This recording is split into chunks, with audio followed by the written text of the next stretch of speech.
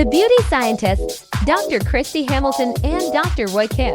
Real beauty without the hype. And so in terms of the patients, what do you tell the patients to get ready for the actual operation and then the technique of closure and finally sort of the recovery? I think this is a fairly easy recovery. I think it's one of the easier recoveries as far as like breast and body work, bigger cases. Breast surgery, it's not particularly painful. Patients are feeling pretty good right afterwards. If you have a desk job, I think you can get back to work just after the weekend.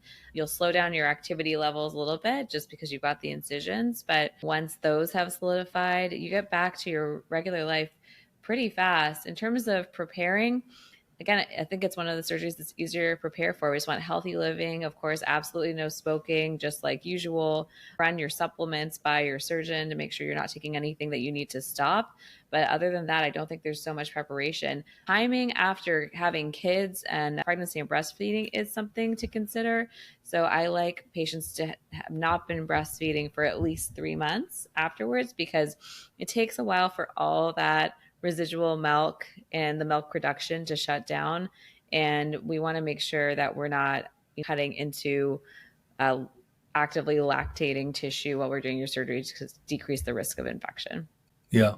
One of the things I always tell my patients is that the T incision, or 3 areas of skin being brought together, potentially is going to have slower healing. If you think about it, most incisions are like literally just 2 sides. You have a cut, you fix both sides. With the areola, as well as vertical incision, or the vertical incision with a horizontal incision, now you're talking about 3 pieces of tissue. And I don't know about you, but the annoying T-zone has always been an issue, but I think that's true for all plastic surgeons, and the reason is blood flow.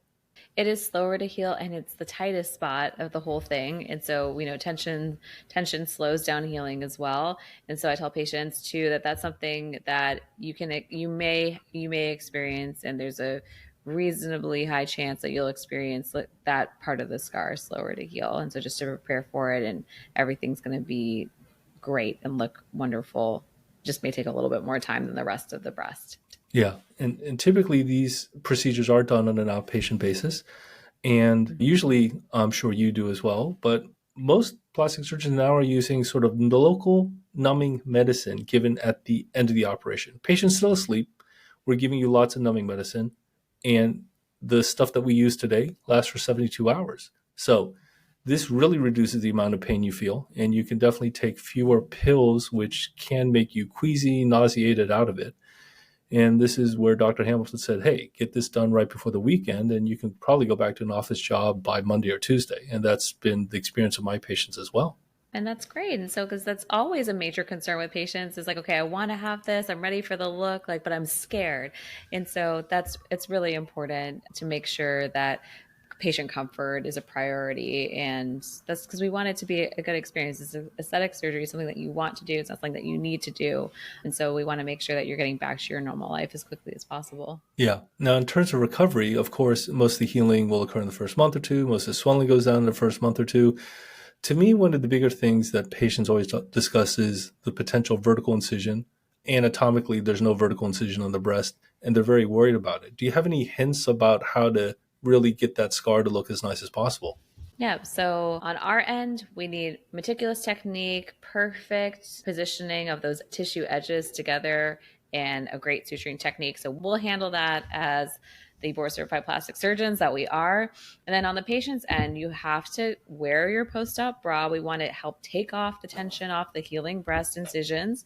And then I implement after the steri strips come off in 2 weeks, I implement a silicone tape protocol or gel for those who can't tolerate adhesives.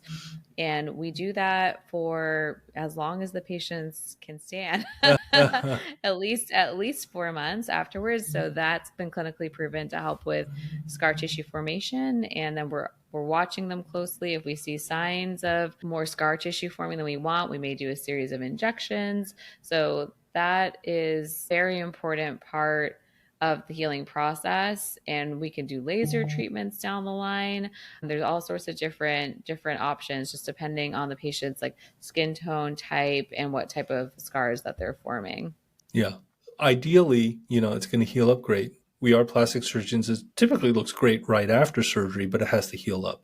And as the new skin grows, it will continue to be non-red, non-wide, non-thick, and will continue to fade over time. But if it doesn't happen, there are a lot of non-surgical options within the first 6-12 months after your procedure.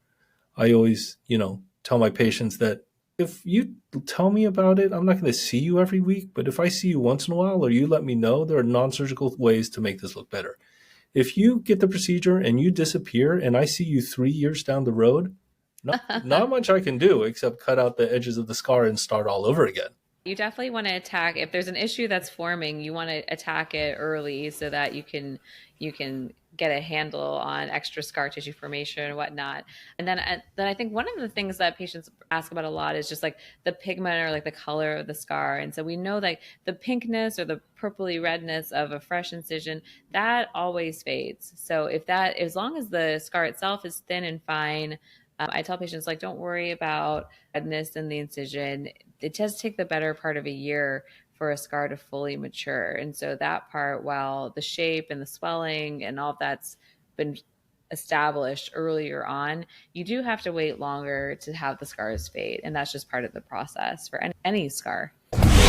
Thank you for joining us on The Beauty Scientist. Be sure to visit thebeautyscientist.com and learn more about modern beauty and connect with Dr. Hamilton and Dr. Kim.